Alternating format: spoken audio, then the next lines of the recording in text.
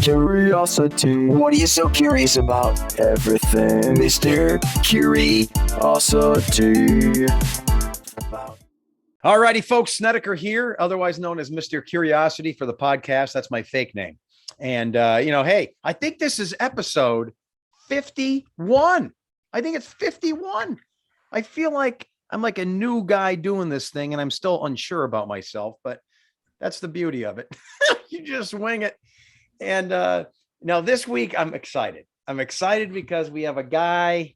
Look at, he's just in the background. He doesn't know what to say or do yet. He's holding up a question mark if you're watching on YouTube. He's a guy, he's a fellow meteorologist. He's a guy I would say is my friend, but yet how many hours did we actually spend together in our life? Less than one? Maybe. He is Scott Stuccio. Woo, baby. What's up, brother? What's up? I'm awesome.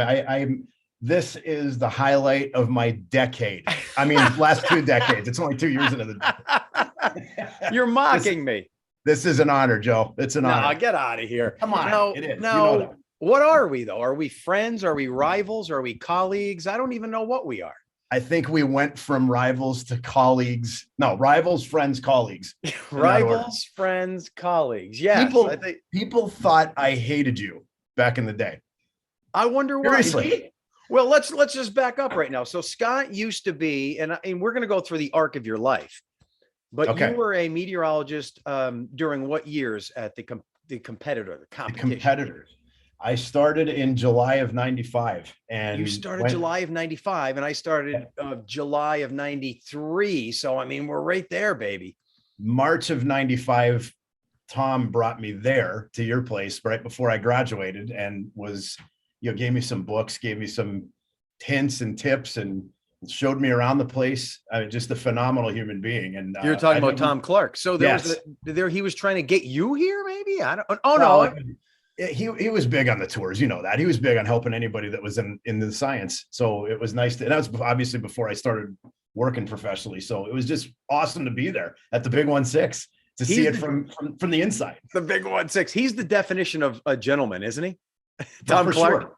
100%. He seriously would help anybody, honestly. And even if competition aside, even when I started at WYOU, we'd communicate all the time. He was just a true gentleman's gentleman for sure. Yeah, and he's one of us because he doesn't just do this for a living; it's his life. He loves meteorology, and he never leaves the data. And I think you're like that. I'm like that. So it shows us we didn't choose it. It's ingrained in us. It's the life and the love, baby. The life and the love of the science. You got it. All right. Science. You got it, people. Science. Yes. So there's so many things about you that I don't know that I'm going to find out. And the listeners are going to find out too. I want to go through the arc of your life. These are the things I really don't know about you. I don't know how local you are. Mm-hmm. I don't know where you were born and raised. I don't know why you left meteorology. I don't know what happened since then. I know a little bit. We have to talk about your hip injury. And if I get into anything that's too personal and private, you just say Bell, Snedeker, and I go like this. That makes me shut up. We used to do these in person. I'm going to try to let you go. I'm going to try to let you run. All right? Come on, man. All right. So again, maybe you want to hold back on your age. Some people are insecure about that. Where were you born? When were you born? I am a flood baby. I am a March 73. Born and raised in Wilkes-Barre, Scranton. My parents are still, God love them, 89 and 88 living in Laughlin. Get out of here. Yeah, just awesome. Just 60, they'll be on, let's see, anniversary 67 is coming up in June for them. So it just. So did they really say that you were an Agnes Flood baby or no? Absolutely. They said they were creating you and copulating during the flood. I would imagine that had to happen. The timing. It's June of 72 happened. They were in South Wilkes-Barre, completely everything, lost everything. Government trailer for a little, several months. Get out of here. Yeah, they were in and it gets lonely in a trailer. You're darn right. And I have 3 older brothers. So imagine how cramped that was, at the time. So, my grandmother lived in Nanticoke. So they were able to get far above ground for a little while in the trailer while their current home was being built. And along came Scott, and the world has changed ever since. Wow. So I am 73 and Agnes, Yeah. baby, the flood. Yes, sir. Born and raised, lived in NEPA all along up until 2011. I mean, I was there all the way through from 73 up until 11, lived and worked there. And So were your parents, you said that they were building a home. I don't understand. This is interesting now on a whole different level. That's why I love doing these podcasts. So did you have a home that was flooded and then the government built new homes? well, they built a new home. They were provided government trailer. I think that's what to anybody that lived. They were right in South Wilkes-Barre. I think it was Riverside Park. And the home was inundated. Completely pushed off the foundation, gone. What a tragedy that must have been for them. Did they say, "Oh my God, this was a horrible existence at the time"? I mean, your house is floating down a bloated river. It was. It's awful to see the pictures, but to have it happen to your family, it was brutal. And the other thing about it, this is what most people don't know on the personal side, and I'm fine sharing it. I would have had an oldest sister, and they lost her at 11 and a half months. So they went through that and the Agnes flood of losing their home, and at the same time raised 4 boys all the way through. So yeah, it was really tough. It was, wow. Yeah, the 70s couldn't have been easy for them. So what do your older brothers, do they give you tales about how old was your oldest when that happened? Oh my gosh, let's see. He was still a young guy though, right? Yeah, I want to say, if I'm guessing right and doing the math right, roughly 14. My next oldest brother is 8 years ahead of me, and they're all 3 years apart. I forget to get. Oh, so but I know what you mean too. So they have memories of this flood and losing their childhood home. How horrible! Oh, absolutely, they do. And I honestly, we haven't talked about it much at all. I really don't get much out of it from them. But I've seen pictures, and my mom and dad have one picture of my sister, because everything else was gone from that flood. They managed to grab one picture out of that. So that's my family. And a lot of times then you hear of meteorologists who are called to this profession because of a tornado that wrecked their house, of a snowstorm they remember when they were a kid. I wonder if that was some deep-seated neural urge for you to go into meteorology. The flood is a result of meteorology, and I'm probably not. Maybe I'm stretching here. What do you think? No, you're absolutely right. We all go into it for a reason from way back when. We all do. I hate this Zoom delay, by the way. I just hate it. But I just want to say that right now. I wish I was sitting right there next to you doing this. I know, that would be great, right? Yeah. It was, it wasn't so much the flood, but when I was little after that, I really didn't hear much about it because my parents didn't want to talk about it all that much for obvious reasons, and my brothers didn't either. But it was severe weather. It's a thunderstorm. It's standing next to the window, looking at a stop sign going, and lightning everywhere. My mom's like, "Get away from that window." Oh, at least they know what safety's all about. I didn't. I was the one bringing home books on tornadoes and severe weather, while my classmates were bringing home books on cartoons and games and stuff like that. I was the weather geek at 5-6 years old, I think. Isn't that something, the two of us and so many other meteorologists? And you know what's funny about the career that we chose, at least early on for you, not that you're not a meteorologist now, but it's like when I hear of someone who does meteorology, but yet they don't have a passion for it, or they didn't do it when they were kids or teenagers, at least plunge into the science of it and want to learn it, I almost think you're a fake meteorologist. And I don't know why I do that. If someone is a physician, for example, or a brain surgeon, if they weren't interested in that as a kid or as a teenager, I wouldn't say, "Oh, well, then you're not the real deal." But for some reason, I judge meteorologists. If they don't have it always in them, I think they're less of a meteorologist than I am. And it's terrible. Why do I do that? Subconsciously, we must have been I must have been in your class somehow, because I say the same thing to the kids that I'm teaching. Isn't that something? Yeah, it's medicine and it's and meteorology are the two things that are never going to stop changing. So that's another thing that interests me about this thing. You're always going to start learning. There's more and more models and less accuracy sometimes. But you're right. I know what you mean about, the people that may not have gone through it since day one and had that, boiling in their heart that they wanted to do it. I know exactly what you mean. I'm right there with you. Yeah. And I'm wrong about it. I admit it. That's terrible for me to do, but I don't know. Like I said, if you're a curious person and you didn't know what you're going to do, then all of a sudden you're in college and you're like, "Oh, that seems like a good major." That's fine. You're happy. happy careering. Here you are with us. But if you don't have it since the beginning, I hate to tell you this, you're a lesser person. He said it, not me. I said it, not him. No, I'm just kidding. All right. So when you were in high school, were you a nerdy guy or average guy or playing a little basketball? What are you doing in high school? What do you think? I don't. What do you think? The nerdy guy. I did. So freshman year, I did track in high school as far as sports go. I played golf all 4 years. I went to Bishop Hogan.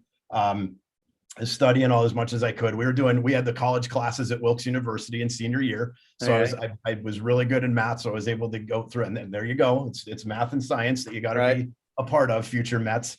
So I did. That was the extent of the athletics. I wanted to play soccer the one year. Forget it. They were too good. And I wasn't. You know, so you did have this aptitude towards math, though. The math people know. They're like, okay, this is easy for me. Yep. It always came easy for me. That was the part of the SATs that were really good. And it was fun. I had great teachers in it. I mean, I don't know why, but they made math fun. I never had one bad math teacher that I could say, you know. Is that right? Yeah, they were great. Bishop Hogan teachers were the best. They really were. I hate to say this then. Are you one of those math guys? Because I'm not.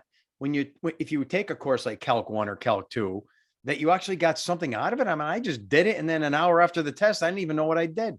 You know what's funny about it? Yeah, not so much in high school, but when I got to college, the math courses, because I went to Wilkes-Barre campus at Penn State, I had 4 or 5 fellow classmates. University Park, you have a couple hundred, and I said, you know what, the heck with this, I want to do it while I'm here. And I ended up in a course, the differential equations course. Torture. It was independent study with me and the professor. No, it wasn't. No, it wasn't. These are, you can't do this nowadays. I was at his house. Isn't that a 4-credit course? Was that a 4-credit with lab course? It was 4-credit with lab. Yeah. And you did that with one instructor. I made sure that I had the best people trying to help me out. I fought that thing. I said, I'm not taking this at State College. I want to be I want to be on track before I go into junior year. And they worked with me and I got that done. Don't remember the grade, but you know, yeah, but how some of that I do retain. So you took that course. Usually if there's less than say 5, 6, they just cancel the course. You were the only one that signed up for it and they did it. That was, that's what happened in the early 90s. And then everything changed. Yeah. Wow. Isn't that something? That's awesome. That had to be, I'm lucky for that. Was it uncomfortable too? Just there with one individual or? We're over pizza and soda. Man. That's probably the best way. You're learning the Cauchy-Euler equations. You're learning the McLaurin series and that. Yeah, over pizza. It was something else, but that was my key, because if I didn't take that going out to State College, forget it. I would have been behind. You know, you can't learn on it. And back then it wasn't, you know, you're not watching recordings of you're watching it on a projector and you're barely hearing the professor in an auditorium. I don't want to learn math that way. So yeah, to anyone listening who is under a certain age, think about learning any subject. There's no YouTube. There's no internet. There's no looking things up. You have a book, you have an instructor, and maybe a friend to help you. Now I tell my students, because I teach at Marywood, it's so easy. They can just search anything and get the answer. Yeah, none of that back then. That was none of that. It was maybe you got to know the students that lived in the residence halls, and they have all the secrets and the old exams and stuff to study from. But that's it. Caveman learning, right? That's right. That's right. So for those 2 years, you're living at home with mom and dad in their new flood home, right? Yeah. And that's good. I mean, it's a nice way to save money. It's a nice way to learn more directly in a smaller environment. That's what you did, right? Yeah. I actually, the last semester, so it would have been semester 4, I lived on campus at Penn State Wilkes-Barre. Semester 4 was March 93. Happened while I was at the campus. The blizzard of 93. My roommate with a 1967 Volkswagen Beetle and I decided to go out and drive across what is now Huntsville Golf Club. It was all farmland. We took his vehicle out there tooling around in the blizzard with 20 some odd inches of snow. My buddies did the same thing. Did not get stuck. We got back and we just made a a whole party of it all. I think it was spring break week though. So it wasn't, there's no class anyway. So we had to have something to That's do. right. That was mid-March. Yeah. Well, Yeah. now I hate to turn this into me for a second, but I'm trying to tie my life and yours together. So Please do it. This is, we got to hear some of you. no. I don't mean it that way. So this is March of 93 and you're ending your last semester locally, correct? That would have been my, basically the core courses at Penn State Wilkes-Barre. And then I got hired in July of that year, 93. So you're finishing up your first 2 years in March. I get hired at WNEP on weekends for the summer of that year. And then you leave while I start my weekend career part-time at WNEP, and you're at Penn State for 2 years. Do you remember, and this is, listen, I'm trying not to make it about me, but do you remember at least seeing this new guy in the weekends, me, when you first were around that summer, or no? No register. The bowl haircut and the wide tie and the I'm being serious. And I do remember you. Joe. Oh, so you do? I didn't know that. I was a huge fan of, I mean, let me go back and just say who I used to watch on top. I mean, Barry Finn was the guy who hired me. Derry Bird was at the station. Paul Hepner. Yeah, see, same names. I gotcha.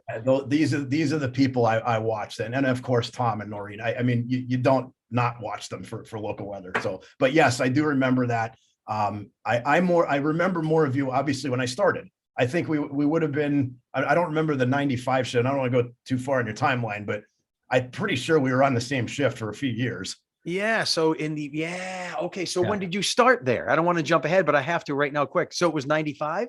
Yeah, July. At WYOU. WYOU. Yep. Oh, so you're doing the morning shift, and I was still your weekends. Yeah. And I'm doing weekends too. I forget it was morning, then evening, somewhere in the mid-late 90s. So we had this overlapping career. Yep. And as you know, my approach to meteorology is silly, goofy. And that in some circles takes away from, it's almost like you have a physician who comes in with a clown nose on and blah, blah, blah, blah. It takes away something. And I can't stop me from being me, but a lot of individuals, maybe meteorology majors, maybe meteorologists, are dismayed by me. Like, why is he doing that? Yeah. And it's discrediting, but I don't care. I got to be me. So it's bringing, and this is what I said at the very, very beginning when some people that these two guys don't get along. Stuccio hates sniper. When I taught at Penn State this stuff, and I don't have it's a gift to have. Each of us have gifts, right? We have our own way of presenting. We have our own, mine's the gift to be able to communicate ad lib as I did it in hockey, I did it here, but like the gift of being able to take what is a really difficult science to learn and take it to college students. And I say this with all the respect. It's like an elementary level so they can understand it. You're bringing real life situations to it. Yeah. I have grown to appreciate that. And you don't want to watch a stiff just stand there and talk. You need a little personality in there. And it's grown on me, and I appreciate it, Joe. And a lot of people, I think a lot more people love it than don't. Right. Seriously. Well, whenever you do something different, you're going to create enemies and you're going to be polar. I get that. I don't care, but I want to go back to you. So So those 2 years that you left and you're at Maine, were you like this small Luzerne County boy in a big place? Did you feel that way, or you fit right in? 100%. I felt like it was, I was at a disadvantage. Like I said, I think I might've been one of two Commonwealth campus transfers that started 2 years and didn't go to main campus. Get out of here. In my class, we had 23 graduate that year in meteorology. And most of them started there. I didn't realize that. Oh yeah. I think all of them did. And I was really at a disadvantage. But one of my classmates is a distinguished professor there now in the department. You may remember one of the guys that was the department chair for years used to be on the Weather Channel and was on BRE, was Dr. John Neese. Neese, I know who you're going to say. He was also on the Weather Channel. Solid guy, great hair. Yeah, exactly. Something we all do. Awful. But yeah, it was, I was at a disadvantage. I really was. That, the fall of 93 happened, and then came what just happened a couple of days ago. I was walking to the Greenberg ice rink when it was 20 below, almost 20 below zero on the coldest day ever in the state. I had a lot of impressive, days that in the times that I was learning. But yeah, I was really at a disadvantage with not having known what was going on at University Park since day one. Really was. It was tough. But I'm sure they welcomed you. They welcomed you with open arms, and no one judged or anything, right? I mean, no, nobody. The professors were awesome. Again, it's you know as well as I do how great of a school it is for meteorology and cranking out the workers in the field. Yeah, Penn State notoriety amongst and globally is right there for meteorology. I was intimidated by it. And did you ever consider Millersville, one of the only few other schools that offer meteorology when you were making the decision, or no? I never, I never even knew about it. I don't really? know. Yeah, I never knew they had the program. My applications went to Penn State. It was Colorado Boulder and Rutgers has I think they still do have that program, right? And Georgia State. Those were my schools that I applied to. Oh, yeah, wow. So you would have So yeah, well, what made you want to go so distant? Why not? You just thought, hey, I'm branching out and leaving the nest. Well, a little bit of that. I was afraid to do that. Like I said, I'm the youngest of four. So you applied just to cover your butt. You didn't really have that. All right, okay. Yeah, it was covering the butt, but it was also they had good programs. So I was looking to the top programs in the country at that time were those schools. Oh, I see. So when you graduate, like you're a senior now, it's 1995. So you graduate, everything's great. When you were that senior, were you thinking I'm going back home, I'm going to look for a job, or I'm moving to Miami, or I'm moving to Maine, or I'm going to the Midwest? Did you have a goal, or you would just apply everywhere and whatever stock you would take? The goal was to be home or nearby home. Again, being the youngest, I feel like I've been you're spoiled. You're closest to your parents, right? Everybody else leaves the nest. My second oldest brother got married. It was the month after I graduated college. Oh, so he was the last one to leave of the three older ones, and it really stunk having them gone. But then it's just the three of us, and I really grew with my parents. My father also retired in that July. He waited for me to graduate, and then he retired. So now, what did he do for a living, by the way?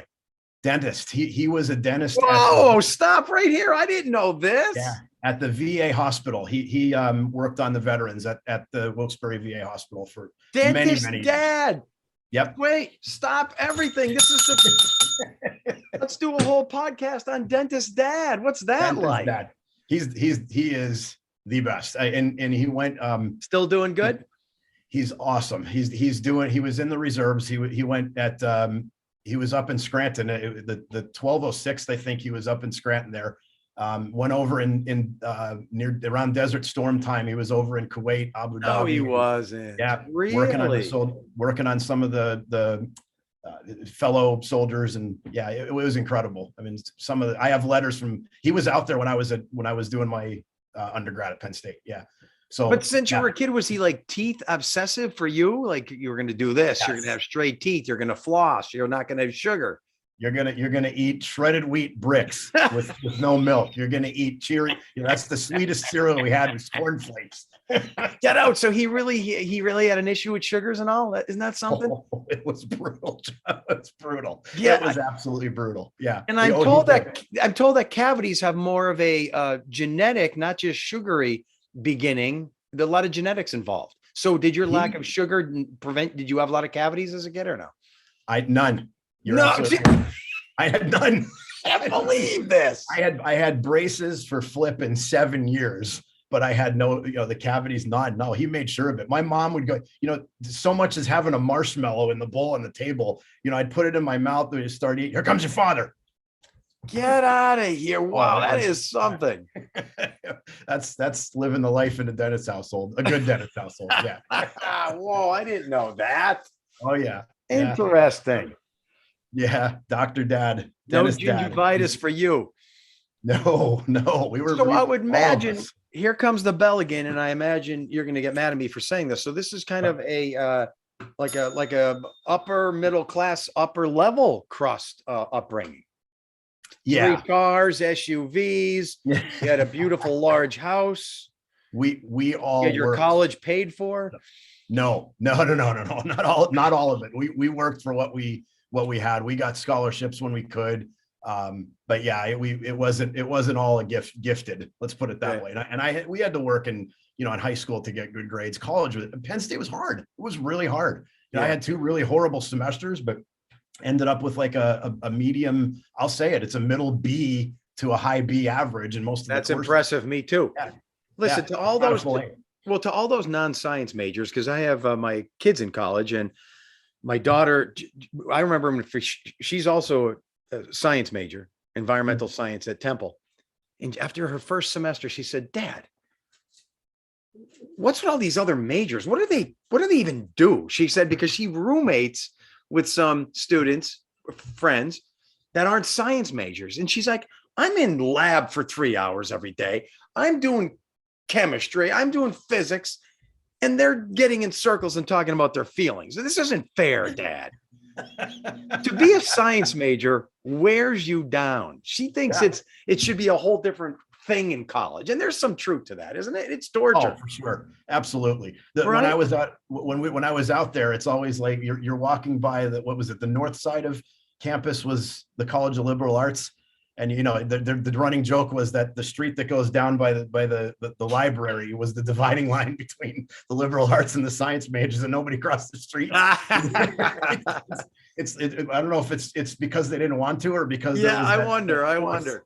It is a lot more work. I'm not saying it makes you somehow better than anyone else there, but it's a whole different world with the labs and the math and the physics and I don't want to think about it. Let's just move on. Proving equations, deriving equations, No. But I tell you what, when I had my courses like art history, they were enriching, but they were pretty easy. I'll be honest with it. So I had one. Oh God, it was an art history class. You had art history too. That's my first course as a science major at Millersville, art history, and I loved it. See, I didn't have all of my electives out of the way, and that was a mistake. I had to take it like it was I think it was my first semester of senior year. I couldn't tell you the number of times I went to that class. I could probably count them on one hand. So you skipped a lot. Because we're always doing the other stuff. We were the other Walker building, launching radio sons. I'm like, that's what I'm supposed to do, not sit here and oh my God. It was a nightmare. But you're right. The importance level, we had to prioritize, right? But it was still, we still had to take it. And some of those courses for students that are taking that, it's difficult for them too. To me, it was, equations, physics and math was really hard. And I'm going to have a beef with something that's happening now with TV meteorology. So we'll go back to that in a second or later on, but I want to continue the arc through your life. So then when you are living at home, did you immediately start applying to WNEP and WYOU and WBRE, or did you go, I'm going to go to Philly, I'm going to go to Binghamton, or you're at home? Did the job come right at you, or what's the deal? Yeah. That was the one. The places I applied to is the National Weather Service. I had I say this to everybody. I had zero interest in television. Zero. That was the bottom on my list, was to do TV. I wanted what you saw it as frivolous in some respects. It's not. I don't know. It's more. I loved forecasting, and I loved doing that part of it. And also, my dad being in the dentist, he was with the reserves.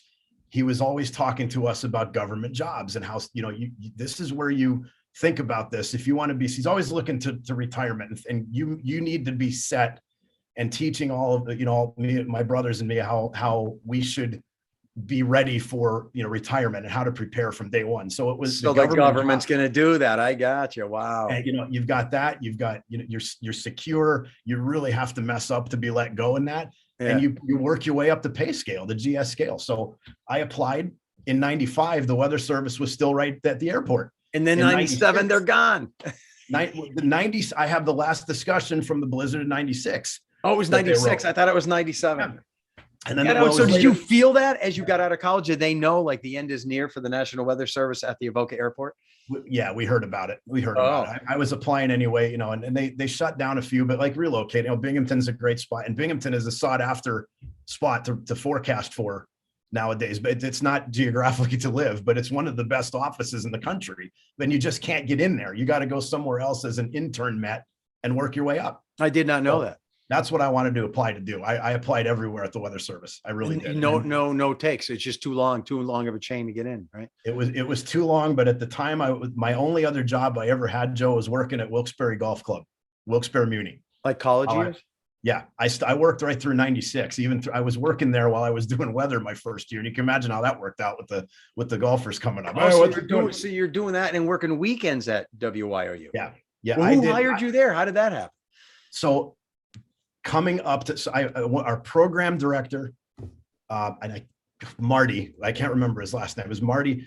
Bob Una was our news director. Barry Finn. They came up to golf. And you got to remember, this is right around the beginning of internet.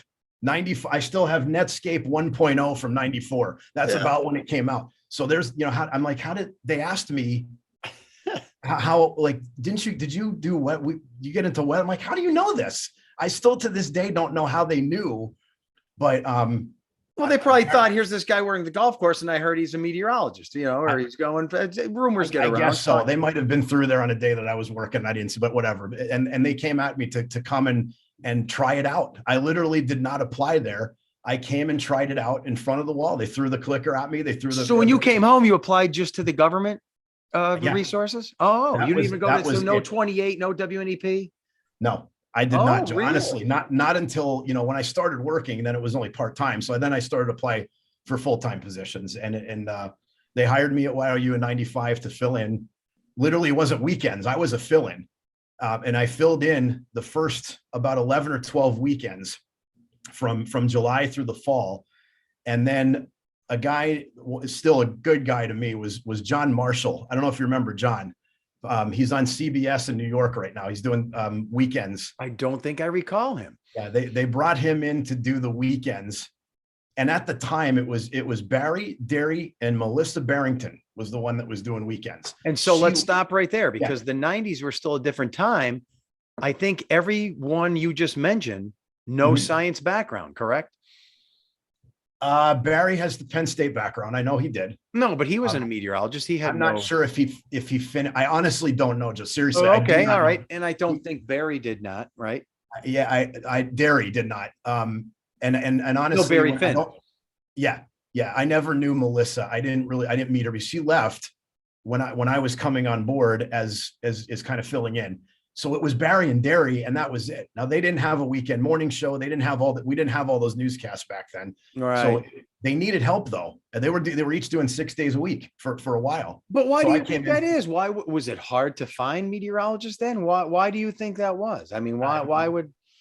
I guess with no internet or anything, you're just brand new. Searching for jobs wasn't done on the internet. I mean, it was you're kind of getting calls and pamphlets, mailers go out. I mean, it was hard to do that. It was really hard to get, when they came up and said, hey, we need you to come and we would love to have you come try it out. And I said, no, because again, it was the last thing I wanted to do with my life. But I did. Both you and I have no TV experience, and that wasn't really our desire, right? We just love the science of it. So same with me. I never came in front of a green screen. I sort of lied to Tom Clark when I said I did some green screen work when I applied. So now it's a part of a degree. I think they do a little integration into broadcast meteorology if you do become a meteorologist, or it's a part of the schooling. But back in my day, it was just pure science. So there was no TV readiness. I had none either. You're thrown into the water. That's absolutely right. They have tracks now. I mean, there's like 21 different ones you could do with a meteorology degree now. TV. Yeah. But the butterflies are going. I felt the heat rushing up my neck into my ears. I hated it. The first night I did weather, I think it might've been the last time Scranton Wilkes-Barre hit 100. I don't know if. Get out. See, you're talking about different heat. I was talking about just the internal anxiety heat. Oh no, it was, but I'm just saying it was so hot here, and I think there was snow in Denver. I remember the Broncos training camp. I just remember all of this, and there wasn't a shortage of things to talk about, and that's what it helped me. But I was still, like you said, I like looking for a puddle. It was creepy. It was scary. So you go from part-time to full-time there within what year, and how long were you doing that? I ended up doing like I said, the first 3 months or so, and I guess when they hired John, they worked through his agent. he couldn't start. He was Al Roker's meteorologist at Get out of here. He was one of them. So they Al Roker, by the way, not a meteorologist, just if anyone's listening. No, broadcasting. So, there you go. So he gets all of his information from the pros, from the forecasters behind. Yep. But he did that for a while. And when he came, he couldn't start at WYOU until 96, until right after the calendar year started. So I got bumped back when they hired John for weekends. So I was back to just filling in. I did weekends, like I said, for the first 3 months, but I did the weekend, filling in on shifts. They let me fill in on the night shift during the week a couple of times. Big time, 6 p.m., baby. Which was, hey, AP, Debbie Dunleavy, the good old days. I did a few of those shifts and it was like, whoa, I'm going to work with these people I've been watching for a while. That was cool. I did the same thing. It's weird, isn't it? Yeah. So that lasted all through 90, through, let's see, goodness, it would have been, 96 is when I think, I can't even remember how this happened now, how I went back to doing weekends. I think that was around the time that they moved Derry. It was close to the time they moved Derry back to anchoring. He stopped the weather and he went back to anchoring the news again. So yeah, they wanted the science people and the meteorologists on the air. So that was the transition year. So when they put you back to weekends, were you still full-time there or no? You know what made me full-time? And you can't do this nowadays. Our production manager, Randy Williams. I wanted to learn. I learned studio camera. I learned back then. You're running out of here. So you were doing anchors. No. I directed a network cut-in. No, you didn't. So the way to make you full-time was, all right, production. We have a weekday meteorologist. You're going to do weekends, but we're having you do other things. I did studio camera. I did some audio. I cleaned the urinals. Electronic. No, but I made coffee for crying out loud. Okay. Wow. So did you feel demeaned by that or no? Like that you had to do all these other things or whatever? I asked, I said, I wanted to do full-time, obviously. I said, how do I get full-time here? And Randy came to me and said, we need some production assistants. Do you want to learn? So they gave me enough hours to get to 40 a week. And I ended up full-time. That's how. Let's face it. That other stuff is pretty easy. You can learn it in one day anyway. It is, yeah. Boy, if times changed on how it works. You're typing in the names of the anchors at the bottom, and now it's all computer generated, So yeah. So so that gets you now through the late 90s, and then what happens? So I went at WYOU. I went from the weekends to the morning show to the evening show as chief, all on the same station. It was, not many people can say they've done that, but. I worked my way through it's still ranks. Let's put it that way. And when did the chief thing happen? The chief, September of 2000. And that's when the ownership changed at WYOU in, oh goodness. The ownership changed in 96. And in 98, John wanted to get to network. He just wanted to get out by then. He was all about working his way up. They moved me to the morning show. And in 98 was the Nagano Winter Olympics.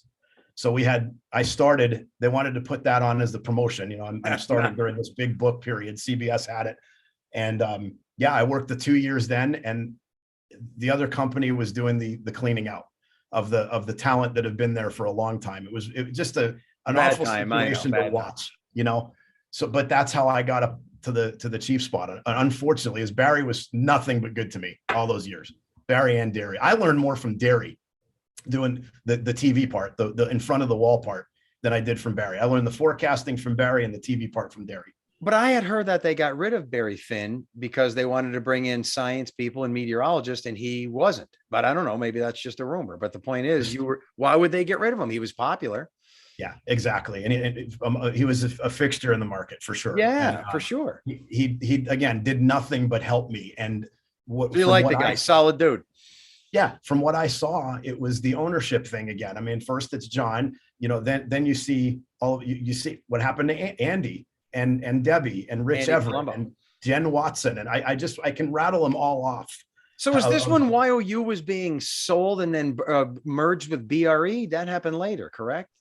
It was 98 was the shared services agreement where we moved into their building. And that happened when I was out on a tornado chase.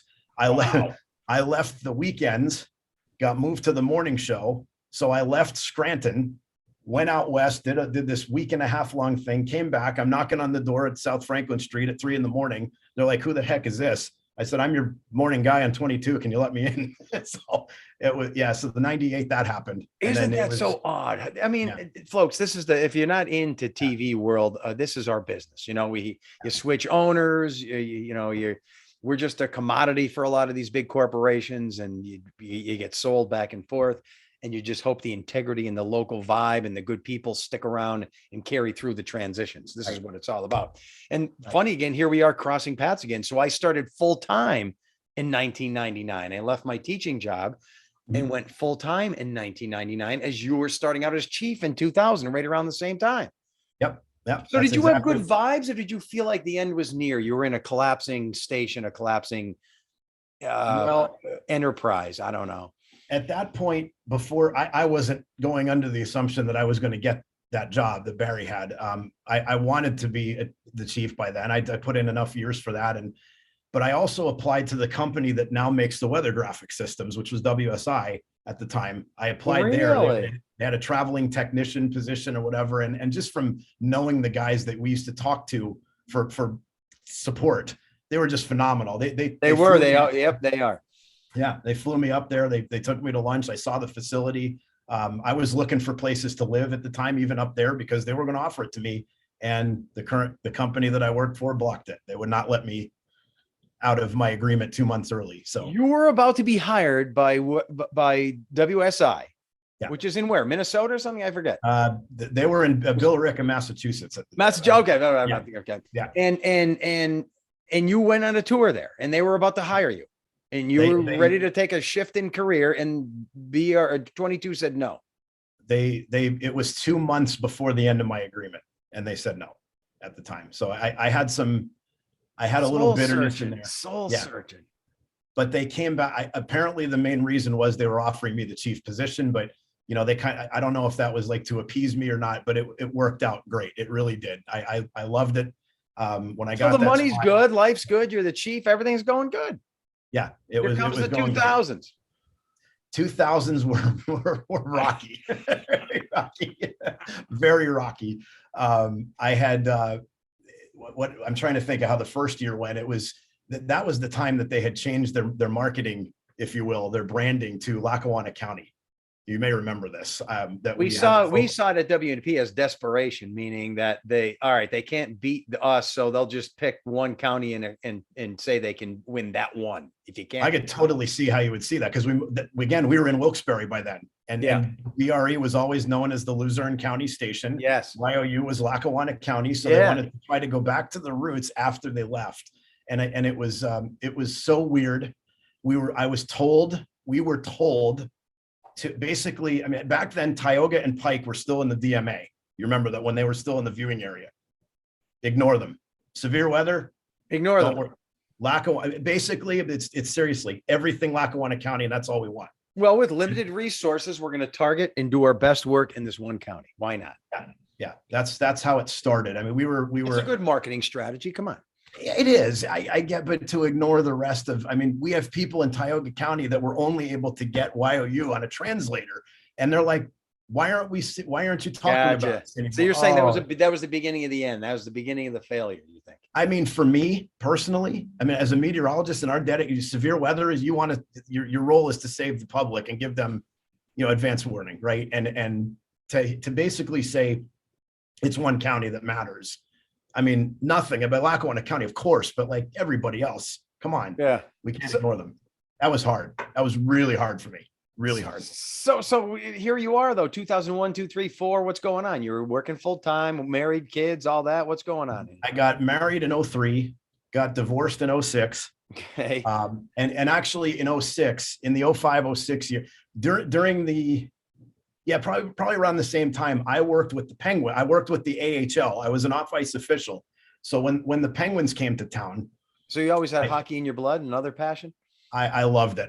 My brothers used to take me to games all the time, and just loved it. We never got to see it on TV because we didn't have any local team other than the Flyers, and Prism was a paid channel. Yeah, that doesn't exist. Yeah, right. Yeah, Dad said, nope, forget that. It was, no. Thank you.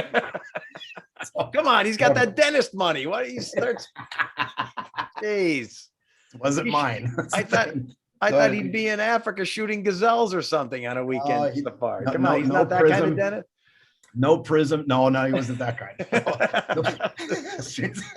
No prism. No, no George Carlin on HBO. Forget it. I hear you. No, it was,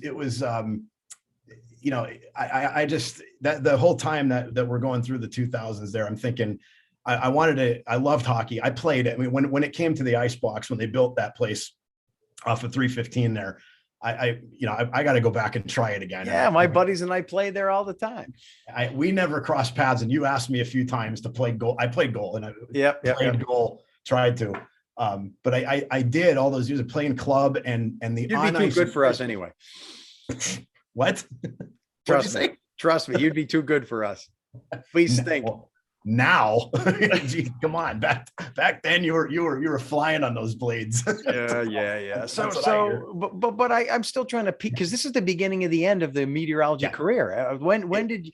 Is it 2001, 2, 3, 4? Things are going good. The money's good. Yeah. The station. You're doing this consistent work. You got notoriety. When's the beginning of the collapse? The money was decent. Okay. But through those years, when I started, that's why I brought up the hockey part. With the off-ice officials that at the Penguins were our on-ice officials in club, and they said we needed a couple of guys to do stats, goal judge, and so they brought me in, and I ended up the Penguins gave us 2 season tickets for doing the work for the AHL and for them, and I got to know a lot of people in. As an official scorer, I would sit next to the visiting broadcaster and of all the teams that would come into the arena here. And I got to know so many people that way. And I'm like, boy, that would be cool to do. I don't know. I thought about it. I'm a Mike Emmerich fan forever. Yeah. So you're fantasizing about leaving meteorology for hockey. You're fantasizing about this at night. Joe, it's only because, and you're right. You're asking me about the timing in mid 2000. That's about when I'm like, the decisions that were being made that we weren't involved in, at the station. Yes, at the station. The decision, I couldn't hire anybody I wanted. It was their pick. I didn't even have a say in who I wanted to have work on our team. And, the people we did get ended up on the other station. Eventually, you can see it back then. And it was like, they're pulling Robin. Was it the same ownership then as it is now? Do we want to badmouth them, or was it different? It's just a bad. I guess it is the same ownership. It's okay, yeah, and they have that reputation. We're just gonna say of cheapening things, right? And who we got to work with at VRE, the people there, it's who you work with, Joe. You know that they're phenomenal. I can still reach out to Mahalchik or Mark Hiller. I looked up to that. I watched them too when I was growing up, and they're still there, which is great for them. Really, it is. But that tough timing was like solid, right? Yeah, they are. The timing of everything. So then you didn't see a future for you. Was that what happened? You said, I'm gonna cut the cord. By the time we got to 05, 06, my last show was September 28th of 07 at WYOU. And the year before, that whole year before that, they gave us a brand new set. They did this new format where the call-in shows, the interactive news format. Yeah. And I'm like, this sounds really, we got pitched a diamond, and it sounded really, really neat. It was different. I'm like, okay, the new set, everything, but it's still the same old, like, it didn't feel right. We kept seeing hearing about the ratings and everything. And I'm like, I'm a little nervous about this, and hockey's there. The Penguins offered me, I got to know them really well I actually practiced with them. I was their practice goalie a few times. So I got to know the ownership. This is interesting. Yes. Yeah. And that's how they helped me. They helped me, get out of the TV part. But the science and meteorology doesn't leave you. So I never hated doing meteorology. The TV part, I was pretty well done with at the time. And but those 10 years, I think it's almost 10 years since late 90s to 2006, 7. I was there 12 and a half. Yeah. So why in that time period, if you were a little unhappy, to put it mildly, why didn't you keep seeking government jobs in all those years?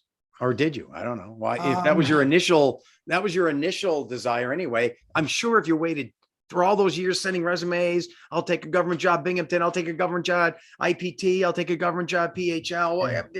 did that was a consideration or whatever? Yeah, it was. And I did it once. I got to know, and I'll shout him out here. Dave Nicosia at Binghamton is Great guy. Always one of my closest guys. Yeah. He was helping me try to apply for, again, what was called an intern position there. And it was at the change of contract time. I was never doing it during the middle of anything, but it was right around the end. And I looked at it, but it was a pay cut. And okay. And driving up there, forget it, from Wilkes-Barre, it's too far. And living there, forget it. New York's too expensive. That's basically okay. So you did entertain these thoughts. I did. And the other question I have for you is, when you mentioned ratings, and you mentioned, give me some inside information on what in the 2000s when you were at WYOU, is 16 seen as this dominant force that can't be shaken? And is it just there because of heritage, or is there a reason? Did you guys look at us and say, damn them, why do they just kill on ratings? What makes them so good? Was there all that, or what was going on? I'll say two things about it. I saw it, and many of us saw it, as Mount Everest made completely of ice with free, and you're not getting anywhere up the bottom foot. And also, they did it right for all those years through the 70s and 80s, and the ownership did it right. The promotions were spot on, and that's nothing against. Our promotions team was wonderful, and it's almost like you're fighting a losing battle all of those years. It was definitely seen that way. And then I remember one year, and it wasn't when I was on the show, the morning show on our station had an asterisk on the ratings. Like, we achieved punctuation. Oh my God. Yeah. And for those who are listening and are not in the TV business at all, 16 has dominated by grand factor, and I'm not bragging, in all the ratings brackets. And that's just been the case. So 22, 28, it's always playing catch up with 16. And we have great people. You have great people. I think you're right. We've been doing it right for so long, and people just love 16. And it's one of those heritage stations, and it's hard to understand. It's the people, it's the heritage, it's the years that have passed with great ownership, like you said. It's Mount Everest, buddy. It is. We dislike change in this area too, right? Okay. And once you change something and try to pass it off as the better change, it's not going to be accepted. And NEP has not done that. They have not, no matter what. They have not. We could, as a viewer and as a colleague of yours too, now in the past couple of years, it's unbelievable, the product that's put out. It really is. And it's kind of like if you work at Burger King for all your life and you get sick of eating the Whopper. I got worked in news, and I didn't want any part of watching local news anywhere else. I just didn't. And it got old. And now that I see it again, it's like, I haven't seen a minute of the other stations. I have not. In where I live now, I've got some friends that are on one of the ABC station in Harrisburg is just wonderful. They're I think number 2 in the market, but they've got great people. And it's like, I watch the others and maybe a minute or two worth. Like, no, I've got my pick. Yeah, and there's I think just a lot a of people, vibe, and it's like that in many parts of the country where you have this station, and it's just a part of your youth. Whether it's for WNEP, it's Hatchie Malachi. It goes back to that. It goes back to the John Galah and the gerbil. It's a part of our bloodstream, and 16 is that here. Uncle Ted. So you and I are both blabbering too much. It's already probably getting close to an hour. How do we wrap up your life? So when you left, we have to do the next almost 10 years of your life. Quick, how are we going to do this? What happened? September 27th I did the 6 o'clock news, and I had to get to the arena to call a preseason hockey game in a half hour after that. I had a half hour between careers, Joe. That's it.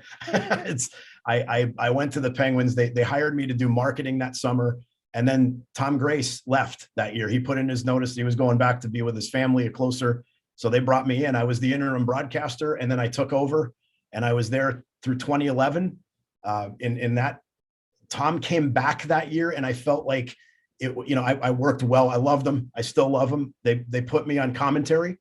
I still miss the broadcasting part. And by all those years sitting next to the visiting guys that came in, I was made aware that, of potential opportunities around the league. Here comes my friend John Walton from Hershey and he got the job. He got promoted to the NHL. His position was open, and they go and hire the biggest rival to come to Hershey and call the games for the Bears. And in 2016, they decided that they wanted to make that job part-time and basically eliminated my full-time job. So it was. So you were there how long in Hershey? 5 years. And your main role was what? How do you describe your day-to-day life for 5 years? I was the director of communications and broadcaster. I was the play-by-play broadcaster. I did TV, I did radio, game notes, press credentials, interviews, community appearances with the players, home and away. It was. And when you were at Pens and Mhm. now the Bears, did you feel like you found your life's goal? This feels good. I know what I'm doing. I love it. It jives with my personality and my desires. Yeah, there's a lot of people that and you could have done that forever. I could have. I would have. Okay. Hershey is like an NHL job. It really is, and Wilkes-Barre too. It's the pandemic aside, it's been included, I should say. It's been a struggle with sports. It really has. So I'm kind of glad that it's not full time right now. But yeah, it was so much fun. I mean, I played the game. I watched the game growing up, and I got a chance to do. I met Mike Emmerich was one of my references. He ended up being a reference of mine. Mike Lang in Pittsburgh, who's a Foster Hewitt, was in the Hall of Fame. Was one of my references at any time I ever needed. Just to get to know these people and see some of these guys go to the big show is unbelievable. I'm so lucky to have done that. It was you're following your passions. That's what I'm trying to tell everyone to do in almost each and every podcast. So when you were given that note that this is did you feel it coming, or it was like within a week or two, this is over? As far as the Bears broadcast, I had no idea. You had no idea. No, you go into work one day, swinging your lunch pail, and you find out, boom. We were in the finals that year. We came back. We lost. We got swept in the finals by Cleveland, was most of Columbus now in the NHL. We came home. My boss never scheduled meetings with us. He would come across the hall and say, "Get the you-know-what in my office. I need to talk to you." Well, that's the way our meetings went. And but it was friendly, right? I mean, it was a joke. That's how. Oh, gotcha. That's because you were doing such a great job. There's no need for a reprimand. I walk in and there's a labor relations guy there, and they're talking about, here's a severance, and we're making this part of time. Whoa. What? Yes, and that's the way it went. And I got lucky to know season ticket holders, became really good friends of mine. And this is where burning bridges gets nothing. You keep these you keep these contacts, you keep colleagues, you keep friends. I've always had the science. I did hockey. I'm a big community guy. I always was. And I got one of my buddies. There's a new cyber school starting that fall of 16. I was unemployed for 3 months. The worst feeling in the world, by the way. It really, when you work that long, it's scary. It's scary, And he came at me and said, "You have a science background, right?" I said, "Yeah." He said, I may have something for you." This was July of that year. One of the Bears connections. Yeah, one of my friends through John, the broadcaster, and he's the season ticket holder. We all became really close friends. Okay. He looked out for me and he said, "Sometime next month, I might have something that you might be interested in. Put it out to me." He did get a hold of me, and it was in STEM. It was the coordinator of STEM for this new cyber school where I'm at, Reach Cyber. And I came in, I was offered the job at the interview because it's brand new, and they knew I had the personality for it, the communication. So I do marketing and social outreach for the school now. I'm responsible for the socialization around the state, and I host webinars, informational webinars for interested families. That's basically my biggest role here now. So it was a broadcast TV, broadcast hockey, cyber school. Nobody has that same career path. Nobody. No. And what's odd about this? I found this odd. You wanted to get into meteorology, but you never wanted to be the face of it. You wanted to be behind the scenes doing the science, but yet you end up being the face of WYOU chief meteorological division. Then you end up being the face, in a way, vocals included, of the Penguins. Then you end up being the face and the voice of the Bears. And now you're the face and the voice of this new cyber school. So you wanted to be a behind the scenes science guy, but everything you've been doing since has been in the public. Spotlight. So what's with that? Where's that coming from? That's what you initially wanted to shy away from. And this all is I know is pulling you. My parents said since day one that I was the life of the room, and someday you're going to be. See? I disagree, but they knew me better than anybody, and that's the full circle, man. And honestly, I say again, keeping connections. To hear from Kurt in summer of 17 saying, we want you to fill in for us if you're interested. We would love to have you. I'm like, you got to be kidding. I talked to him for an hour and a half from a restaurant down here in the parking lot while my friends were in having I just missed dinner with my friend. I talked to him for 90 minutes and thanked him over and over again. I said, give me a little time to think about it. But Labor Day that of 17, there I am to help you guys out. It's been, honest to God, I love it, Joe. It was really humbling to have him reach out like that.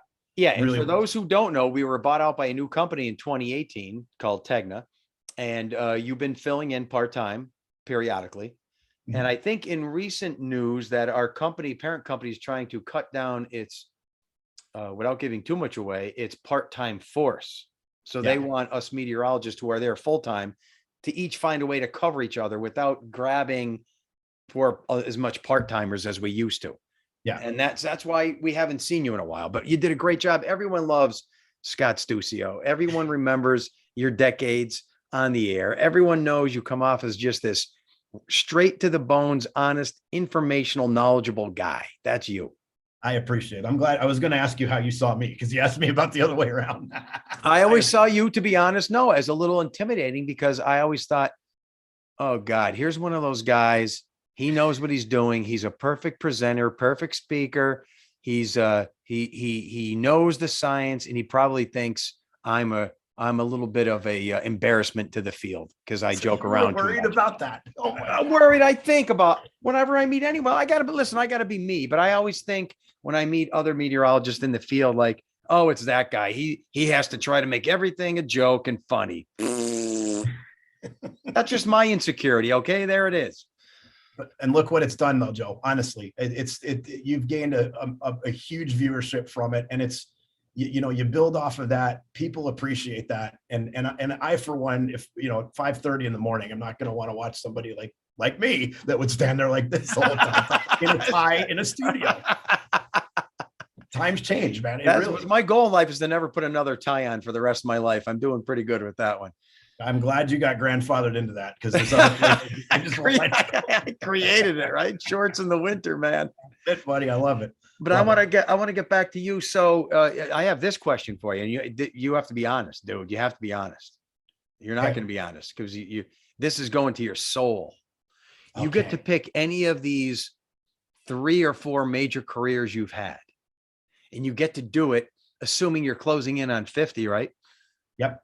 You got another 10, 20 years before retirement, and you have to do one of those jobs for the next 20 years of your life. In this scenario, they're all going to pay the same. Which do you pick? Oh, man. Oh, you are going to the soul. Do you go back to being a TV weather guy? Do you go back to the Pens? Do you stick with the Bears? Do you do cyber? You can't say it wouldn't be cyber because then your boss is going to listen to this and be like, he doesn't like doing this as much as the other things. So I admit there's inherent lies here. You got to go back to what that 5-year-old that brings home the book on tornadoes. And I Joe, I loved it, honest to God. And that's what I went to school for. I hated TV, but then I grew to love it and the process and the people you work with. I just made lifelong friends from it. I'm making new ones.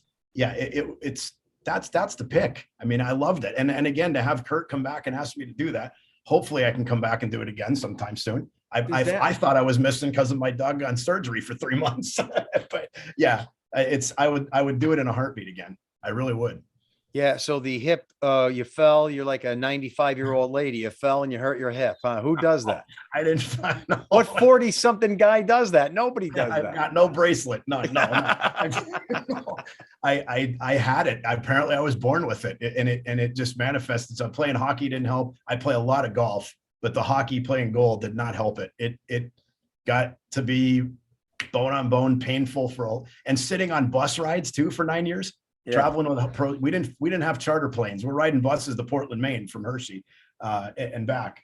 That just ruined it. And I needed to get it done. I got my dream golf trip coming up soon, and I needed to get it done by then. So, and you will. Well, Scott, I'm still confused though. So and I know you have to watch what you say because of your current employer. If you're doing a great job there, you love your job. You told me that. Yeah. But is there a part of you that wants to keep seeking it? You're still young. You could become full-time meteorologist wherever you want, maybe GAL down the road. I don't know. Could that be in your future? Do you want to come back to the Wilkes-Barre Scranton area? Do you like it down there? What's the plan? I love here because, I mean, weather-wise, I love it. I mean, the fact that sometimes we can get 3 feet of snow, you guys don't up there. Sometimes we get a lot more times than not. We get mist, and it's about 10 degrees warmer. We get a little earlier spring. No cold advection stratocumulus for you down there. We get that every day here. Today is, but no, I love the area. I've remarried. I met my wife down here in 2013 when I was with Hershey. We got married in 18.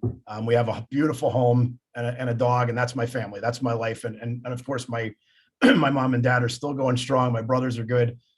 I'm here. I love it here. Traveling to Wilkes-Barre is to work if I need to work. It's always a bonus to be able to stop and visit at home. I don't want to go anywhere else from this state. I really don't. I love it here. I really do. Not many people can say that anymore, but I do. No, it's a great area. And I went to college at Millersville, as you know, right down the road. Yes. It is a great area. It is 10 degrees warmer. It is a lot more sunny. I love NEPA, but that's a second favorite of mine. The Lancaster area too, to your east. So I need to know the answer though. Is there a chance we will see you on some of those Harrisburg, Lancaster, York area TV stations? I mean, why not, man? Come on. I'm going to say probably at most filling in like I'm doing with you guys. If that's an option, if I'm not seeking full time for that job, I'm not, and I'm not doing it now, and I won't for a while. But again, at the same time, you know as well as I do, it's a younger person's gig right now. I mean, there are not many stations are going after people in their 60s or 98 with a bad hip, like you said. It's a good hip now. No, I love this. This has been great, and it's the way of the world. Online education now. I mean, who would have thought a pandemic would help that? But it really is the way of the world. So yeah. And speaking of, I want to end with my gripe. How do you feel about two things I want to bring up? Number one is get the bell ready. I know. I have to walk delicately. There's a lot of people on TV who never spent hours in a physics lab. They never took chemistry. You can come out of college now with a degree in art history. You can come out of college with a degree in finance. You can come out of college with a degree in clay making, sculpture. And then if you decide to do this online meteorology gig from some universities, a very popular one, it's all online. You do this for what, a year or two, and then all of a sudden you're a meteorologist and you never really do any of the hardcore science subjects or sit in a lab for hours. And what do you think about that? I mean, these are more meteorological practitioners on the air. Yeah, I think about it's a shortcut, isn't it? It's a little bit of a shortcut. I think it is. It's the rigor of the 4 years of undergraduates, work. And even I know students that are doing master's degrees in meteorology that are wanting to do TV, but they just want to be able to have that knowledge to be able to teach on the side. I agree with you. I do. I'm not shy about it. I really feel like you need to have a lot of studies and a good background in the science and the math to be able to do it right. And the gift part is being able to communicate that. I say that all the time and time again. You can talk about occluded fronts and vertical velocity and advection, and that doesn't go on the air. It doesn't go on the air. You got to know how to convey it, and you got to know how to convey it simply, which you do phenomenally. Everybody wants to be able to do it the way you do. Honestly, I'll say, think about doing that kind of work and then doing what Rusty Fender does. You think anybody can fake that? My previous podcast guest. Yes, which I is love awesome. it. Yeah, well, that's the way it's going. A lot of broadcast meteorologists on TV, they don't really have the deep guts of science that I think they should. And then they go expressing opinions on global climate change and everything. And that upsets me. You don't have the right to speak on climate change. You're not a scientist. You took an online program and your bachelor's degree is in art history. Stop it. I agree with you. You are right. You have no business to say it as much as I have no business talking about, medical advancements and stuff. I didn't study it. I don't know. Or dentistry. Yeah, or dentistry. My dad wished I did that, by the way. But that was one of my questions. Did anybody go into dentistry, into your brothers or anything? No, none. But many of my cousins went into medicine. One way or another, they went into to get their doctorate. So it's a really well educated family, and it's thanks to all of our parents, my parents, my uncles and aunts. They've all guided us the right way. They really did. I wonder what your dad would say. I was on my bike. I chipped my tooth here when I was a teenager. Should I get that fixed or no? I can't see it that well. Wait, I'm going to screenshot it. I like being imperfect. I'm leaving it that way. We all are in some way. Man. Well, this was perfect. This was great chatting with you. And if anyone wants to reach out to you or contact you, do you want to give out some information or no? Facebook, social media. What do you got, buddy? I mean, yeah, I do. I have a Twitter account that I run. I mean, it's not as much of, I try to keep it really to weather and to my current job, but I am a super fan of teams that nobody else in the world roots for. So I do some rooting on there too. But it's just my name on Twitter. It's Scott Stuccio on there. I don't have a professional Facebook page. It is a personal one that I just keep for friends. So yeah, that way. Seek him out and connect with the great Scott Stuccio, local legend, meteorologist, and all around great guy is what we'll say. I appreciate you, Joe. I appreciate you. Yes. Thank you. Well, what I didn't tell you is at the end of this podcast, I know where you are. I have a secret person coming in, a massager to help heal your hip area. So you're going to get a thorough massaging on me. That's fantastic. I was going to take lunch, but that's great. No, I just made that up. Take lunch. All right. All right. I'll see you, buddy. Thanks for everything. Thanks, Joe. I appreciate it. You got it. Curiosity. What are you so curious about? Everything, Mr. Curiosity.